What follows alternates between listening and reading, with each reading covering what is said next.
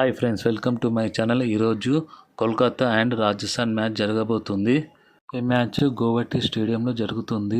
ఇప్పటివరకు రాజస్థాన్ రాయల్స్ కోల్కతా 30 మ్యాచ్లు ఆడగా అందులో కోల్కతా 14 మ్యాచ్లు గెలిచింది. ఆర్ఆర్ 14 మ్యాచ్లు గెలిచింది. 2 మ్యాచ్ల్లో ఫలితం తేలలేదు. కోల్కతా హైయెస్ట్ స్కోర్ వచ్చేసి 223, లోయెస్ట్ స్కోర్ వచ్చేసి 125. అదేవిధంగా రాజస్థాన్ ది హైయెస్ట్ స్కోర్ చూసుకుంటే 224, లోయెస్ట్ స్కోర్ వచ్చేసి 81. అదేవిధంగా గ్రౌండ్ విషయం చూసుకుంటే ఈ గ్రౌండ్ లో మొత్తం రాజస్థాన్ 4 మ్యాచ్లు ఆడగా ఒక మ్యాచ్ గెలిచింది, 2 మ్యాచ్లు ఓడిపోయింది. మ్యాచ్ ఫలితం రాలేదు. అది కూడా 2024 కేకేఆర్ తోటే ఫలితం రాలేదు. గ్రౌండ్ లో హైయెస్ట్ స్కోర్ వచ్చేసి 199, లోయెస్ట్ స్కోర్ వచ్చేసి 144. ఈ గ్రౌండ్ లో 4 మ్యాచ్లు ఆడగా ఫస్ట్ బ్యాటింగ్ చేసిన టీం 2 మ్యాచ్లు గెలిచింది. సెకండ్ బ్యాటింగ్ చేసిన టీం 1 మ్యాచ్ గెలిచింది. గ్రౌండ్ లో highest 6 28 and force 101. Most sixes individual hit mayor.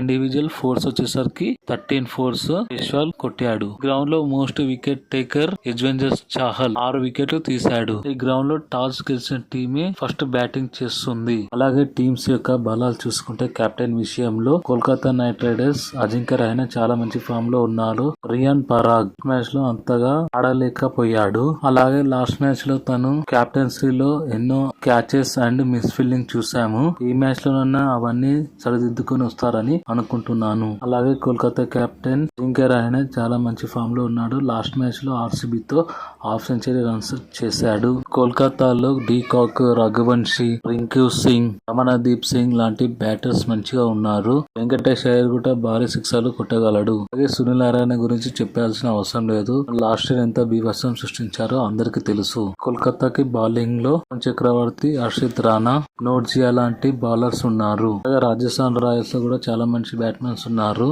Yashasvi Jaiswal, Nitish Rana, Sanju Samson, jewel, శుభం దుబే మంచి బ్యాట్స్మెన్స్ ఉన్నారు. అలాగే బౌలర్స్ కూడా చాలా మంచి బౌలర్స్ ఉన్నారు. ఇషారా దేశ్ పాండే, సందీప్ శర్మ, తీక్షణ లాంటి స్పిన్నర్స్ కూడా ఉన్నారు. ఆర్చర్ కూడా ఉన్నాడు. లాస్ట్ మ్యాచ్ లో తనను చాలా రన్స్ ఇచ్చాడు.